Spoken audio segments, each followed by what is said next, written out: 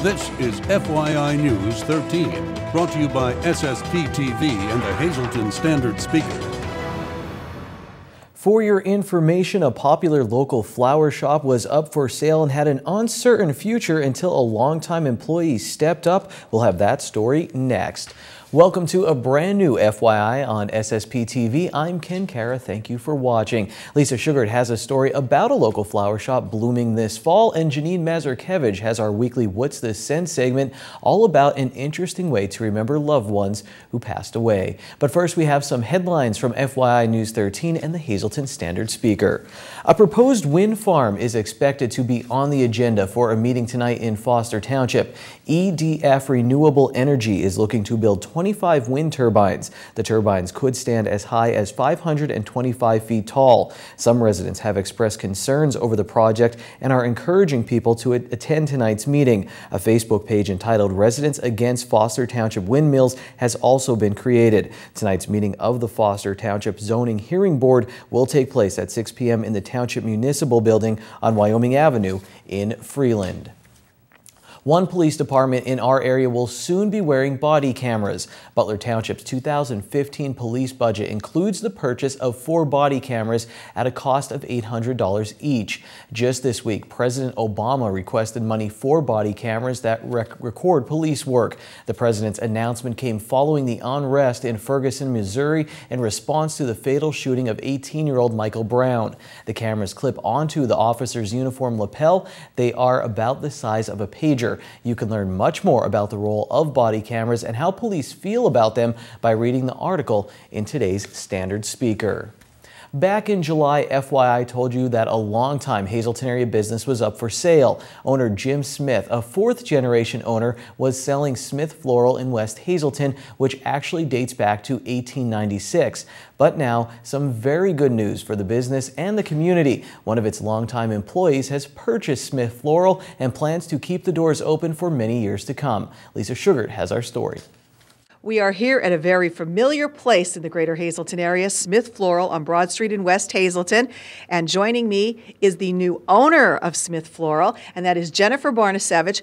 Jennifer, you have worked here for many years, and it's an easy transition into now becoming the owner of Smith Floral. That's correct. I've been here since I was 16. I worked under Mary Smith and her son Bob, and then when the downtown location closed in Hazleton, I came out here and worked for Jim Smith, Mary's grandson. So I've been here for 27 years. Wow. And I know we talked with Jim back in July, and he said that he was retiring from this business to pay attention to his other businesses or what. We saw the sign out front that it was up for sale. We didn't know what was taking place, but they never missed a beat. This place has remained open. You walk in, it's still the same because you're keeping it the same and the same name. Yes, it's all of the same people. The grower, John, he's here over 20 years. Our design staff is Annie and Marianne have been here for over 20 years as well. So it's a natural transition for us, and we're just all here doing the same quality service and flowers and plants that the community has learned to love. Well, it looks absolutely stunning inside. The decorations are beautiful. The beautiful white tree as you walk in the door really gets your eye. Do you have any plans for any changes coming up at Smith Floral? I think just, keep doing what we're doing, and we do have some ideas of outreach to the community. We do also do a Flower of the Month. That's $25, and proceeds benefit chips this year. We during the year, do our vase recycling, which benefits United Charities and the Hazleton Animal Shelter. So just a lot of outreach programs and just maybe being a little more involved in the community. Well, you're no stranger to that because you live in Beaver Meadows and you're very active. You've received awards for all your activity in Beaver Meadows. So you're very community oriented. Oh, yes, absolutely. I mean, I think that is the life beat of the community is to, help each other out and just get involved. And, flowers make people happy, and we want to reach out to people. And you're going to make people really happy this weekend because you have a wonderful event coming up. So tell us all about who will be here, including the Four-Legged Friends. Yes, we have, it's our annual open house, and we've been doing it for, probably at least 10 years now. We have live reindeer that will be here, and we'll have prizes for adults and children, refreshments, and just come and enjoy the holiday music and go through our greenhouses that just look fabulous. All of our poinsettias are grown here on site. We've been nurturing them. John's been nurturing them since August. You know, they're not shipped in. You know, everything here is grown here, the plants, and it's beautiful to see. Well, congratulations on becoming the new owner of Smith Floral. We wish you many, many years of success. Oh, thank you so much. Thank you for coming by to see us today and get the word out that Smith Floral's here and operating normal as usual. Thank you, Lisa. I've been to the Smith Floral Open House, and the reindeer are very cool, along with everything else. In other news, one nonprofit organization in Pottsville has taken a major step towards helping the homeless in Schuylkill County. The faith-based charity known as Servants to All purchased the building at 4 North Center Street in Pottsville on Monday. Executive Director Albert Nastasi started the charity a year ago as a way to offer services to help the homeless find permanent housing and employment. Nastasi says the building will not be used for housing. The plans right now include the first floor, where the front half will contain a storefront where the homeless will work. The back will house offices for services that will be offered to the homeless. Meanwhile, Schuylkill County is looking to conduct a survey to find out how many people are homeless in the county.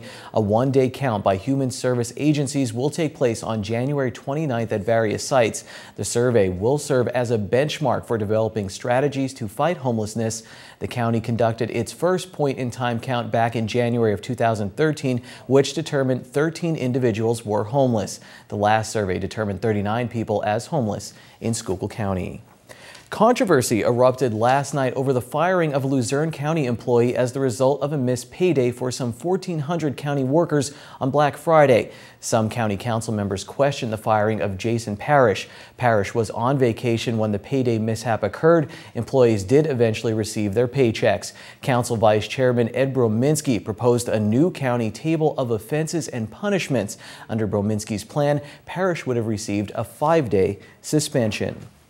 An audit by a Harrisburg accounting firm shows that the city of Hazleton finished the 2013 fiscal year in the black. The audit completed by SB and Company showed that the city finished with a fund balance that totaled $285,355. The audit report found no instances of fraud. It did identify weaknesses in financial reporting and financial controls, and as a result, listed recommendations to correct those issues. Free potassium iodide, or KI pills, will be available for residents living in the 10-mile radius of the Susquehanna Steam Electric Station. The Department of Health will provide the free tablets to residents who have tablets with a December 2014 expiration date. The tablets will be available tomorrow, December 4th, from 9 a.m. until noon at the Berwick Fire Department Reliance Hose Company No. 1 at 501 West 3rd Street in Berwick. Additional KI tablets are set to expire in 2015. The department will have an update early next year. For more information, you can visit health.state.pa.us or call 1-877-PA-HEALTH. The 4th annual Hazleton Integration Project Holiday Celebration kicks off on December 18th. It's 4 days of fun, and there's something for everyone. Of course, sports fans will enjoy a fireside chat with Chicago Cubs manager Joe Maddon and Baseball Hall of Famer Cal Ripken Jr. on Thursday. And on Friday, the banquet will be packed with sports stars and sports memorabilia. And if sports aren't your thing, how about the free event on Saturday at the Wiltsey Center called Hazleton Kids Have Talent? This is absolutely the best of the best, the most talented kids in the Hazleton area. And I think people will be shocked if they come in, because the talent level that we produce in this area is second to none. These kids are extraordinary, and it's across a whole bunch of different disciplines. So it's not just singers or just dancers, but there are opera singers, there are pop singers, there's rock and roll groups, there's ballet dancers, there's tap. And each one of them brings something unique and truly exciting to the table. For more information on the holiday celebration, or if you would like to help out HIP in the new year with some of their programs as a volunteer, you can call the number at the bottom of your screen. From the desk of Luzerne County Council comes this note. The county will take its meeting on the road next week. It will host a county council meeting on Monday, December 8th at 5:30 p.m. at Hazleton City Hall. Coming up very soon on FYI, the sports editor of the Standard Speaker is here to talk about the beginning of basketball season and college football playoffs.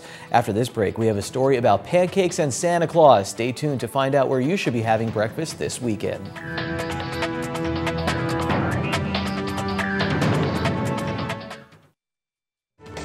This is FYI News 13, brought to you by SSPTV and the Hazleton Standard Speaker.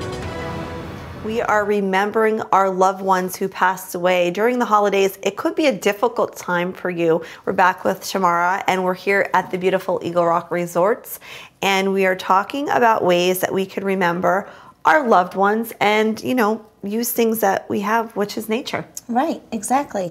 Holidays are a tough time, but you know what? You have to keep them alive in your heart, and this is a really cool idea. It's very, very simple, and it's very cost efficient. Okay. A lot of things for the cemetery, you buy them, they're so expensive, and I think that there's kind of a market for it because they know you need some, you know, people to put on their graves. Yeah, so this is a cool idea. They're beautiful, and I've seen these go for $100 to $200. Right. And what it's called a cemetery blanket.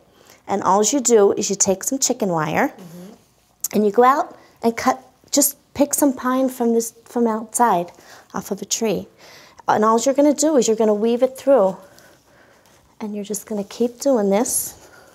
At different lengths, right? Yep, all different lengths, all the way through. This tree was really cool because there was live pine cones on it. You're just going to do this till you fill the whole thing up. Little pieces, big pieces. You could make these in a circle. You could make them huge. You can make them little.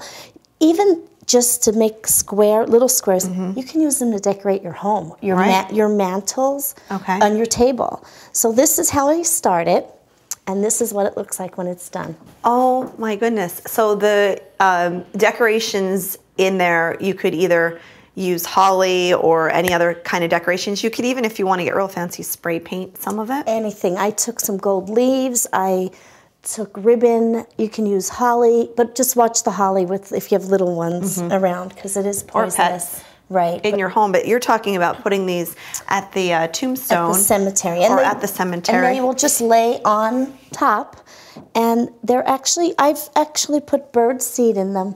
Aww. And different types of nuts, because the animals, it's cold, and it's a good way to just bring some nature there. She always has some great ideas. We hope you are enjoying the holiday season with us every Wednesday right here on FYI. Time now for FYI News 13 weather. If you drive this stretch of Broad Street at night, you'll notice West Hazleton has colored lights around their trees, and eventually when you get into the city of Hazleton, you notice white lights on the trees. Just an observation. Wintry day out there today. Let's observe our local forecast from the National Weather Service. Tonight, partly cloudy. Our low will be 25 degrees, windy night, gusts as high as 24 miles per hour. Here's our extended forecast. Thursday, mostly sunny. We'll get above freezing, barely 33 degrees. Thursday night, mostly cloudy, the low of 23. On Friday, there is a chance of rain and snow, mainly after 1 p.m. Our high will be 37. Friday night, chance of rain and snow sticks around until 1 a.m., the low 32.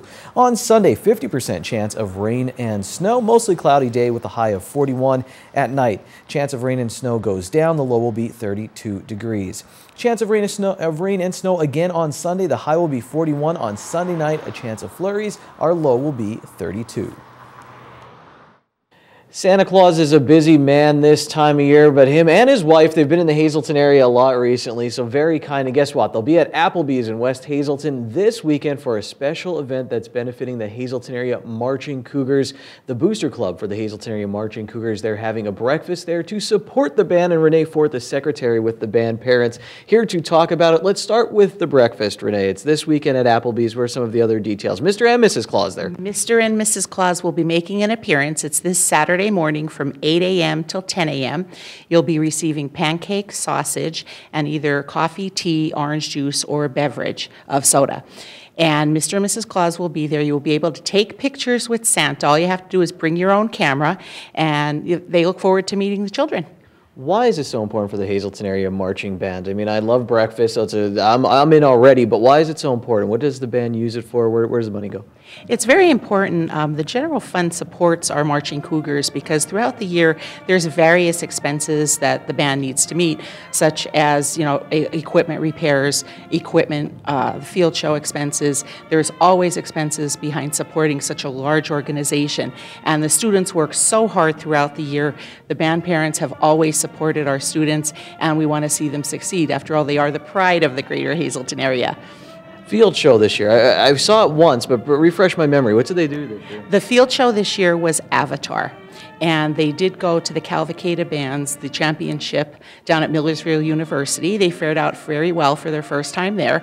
And, that's an expense in itself.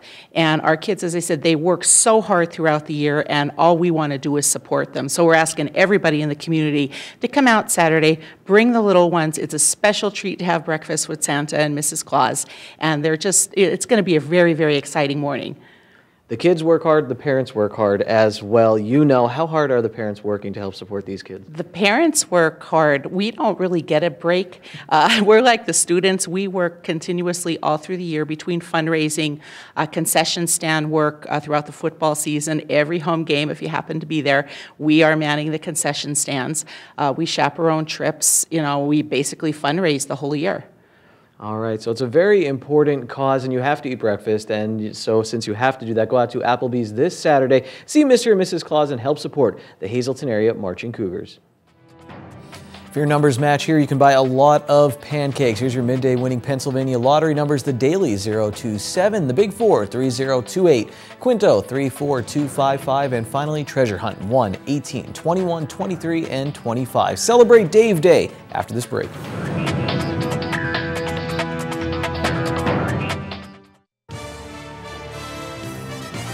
This is FYI News 13 Sports. It's another Dave Day on the Sportscast. Always my favorite day of the week when Dave Seaman, the sports editor from the Standard Speaker, stops by our studio. Dave, thanks for being here. As always, very busy at the Standard Speaker as you get ready for your winter sports preview, taking a look at a lot of our local teams and athletes. You can check that out in the Standard Speaker on Friday. Can you give us a little preview of what's coming our way? Well, we got some feature stories, including one on Hazelton area wrestler Jimmy Hoffman. Sam Anna did a nice extensive profile on Jimmy, and he's bound to have a good sophomore year, that being Jimmy. We have features and previews of all the local teams, 10 basketball teams, boys and girls, throughout the area. Also swimming teams, wrestling teams, maybe even some bowling. So whole potpourri of sports. Jimmy Hoffman was one of the first. I've been doing this almost 7 years now, but first kid that I saw when he was younger, and you looked at it and you said, wow, he's going to be someone very special, and has been for Hazelton area. And speaking of winter sports, in full swing at Penn State Hazelton, both teams doing all right. And the Penn State Hazelton women having a very good season, Dave. The basketball team 6-1 right now overall, 2-0 in the Penn State University Athletic Conference. Alexis Daly just got her 1,000th point recently, and Hazelton area grad Taylor Cannon going after 1,000. Almost there, should get it this week. And there's a big stretch coming up, Dave. They have 5 games in 7 days for them against PSU AC competition. Now, you said their one loss. There's a big Hazelton area connection there. Yeah, Janelle Zeminski, a teammate of Taylor Cannon from way back in their youth basketball days, is a star player for Lycoming right now. She had a big game for Lycoming, and Lycoming went on to beat the Lady Lions. Like I said, that's the only loss they've had so far this season, and Coach Cy Fulton looks like he has that team ready to poised for a big season. But what's Cy Fulton kind of like as a coach? Cy Fulton, I remember from when I was a kid watching his Bishop Hayfie teams play, and they had a powerhouse team back in the 70s, not going to date myself, but they're a fantastic team to watch, and Cy always had his teams well prepared. His battles with his brother Bob, who was the coach at Marion at the time, they're memorable games for my youth, and some of those games kind of got me into watching local high school basketball. I was fortunate enough, my father took me to a lot of games, and I saw a lot of those games, and I just remember how fun it was to be a part of high school basketball, and here I am a couple years later. How about it? So thank you, Cy Fulton, for Dave Day. So here we are now, and let's finish up with Bloomsburg University football. Chad Hoffman there from Hazelton area, wide receiver, 3 receptions in their game, 30 yards for the Huskies as they move on in the Division II playoffs. Dave, the quarterfinals now, and you said Chad led all receivers in this one, at least with receptions. Yeah, we had a correspondent at the game, Doyle Dietz, who's been a former sports writer for the Reading newspaper. He helped us out, wrote us a story about Chad Hoffman in the Bloomsburg game. In his story, he said that Bloomsburg was looking to develop a little bit of the passing game against Virginia State in their first playoff game, and Chad was the recipient of 3 passes. He was a big contributor, as he has been all season, since moving from the quarterback position to wide receiver. And now Bloomsburg plays Concord in West Virginia. Concord's one of the top teams in Division II. I believe they're 12-0, so Bloomsburg might have their work cut out for them. But the Huskies have shown all year that they're a very formidable team, and they can make a long run in the Division II playoffs. All right, so keep your eye out for that this weekend, and also the winter sports preview from the Standard Speaker. That's it for Dave Day right now. But you know what? Go on Facebook for a little Dave Day extra. We're going to talk Penn State football. It's Wednesday, and here's some delicious alliteration. It's signature steak night at Bottlenecks. All of their signature steaks are only $9.95 plus bottomless soup and salad for only $2.95. Good evening, everyone, and here's tonight's Talk of the Town report. First tonight, the Pennsylvania Theater of Performing Arts will be holding Irving Berlin's White Christmas on December 4th through 7th and 11th through 14th. Be held at the J.J. Farrar Performing Arts Center. Full holiday dinner buffet will be served 90 minutes prior to showtime. Call now for reservations. Seating is limited. For info, 570-454-5451 or check out ptpashows.org. And one more quick announcement for this evening. Little Fashions in the Columbia County Mall will be holding an interactive storytelling event called Little Stories Saturday, December 13th at 1 p.m. Mrs. Claus will be reading 'Twas the Night Before Christmas, and all the kids are encouraged to wear their PJs. More information about this event, please call 570-784-4798. That's tonight's Talk of the Town. News 13 would like to send sincere condolences to the family and friends of these recently departed. Carrie A. Burke of Haddock. Funeral is Saturday at 9:30 a.m. from the Damiano Funeral Home. Friends may call Friday from 6 to 9 p.m. Betty Vadjak of Hazleton. Funeral services will be announced by the Furo Funeral Home. And Phyllis R. Culp, formerly of Drums. Memorial will be held in the spring in the Cunningham United Methodist Church at a date and time to be announced. The Harmon Funeral Home is assisting the family with the arrangements.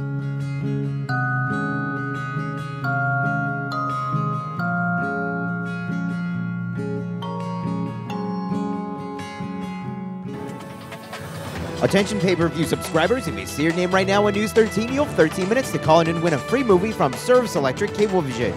Our winner tonight is Martin Hill of Beaver Meadows. Martin, if you're watching, give us a call right now, 570-455-7267, extension 104.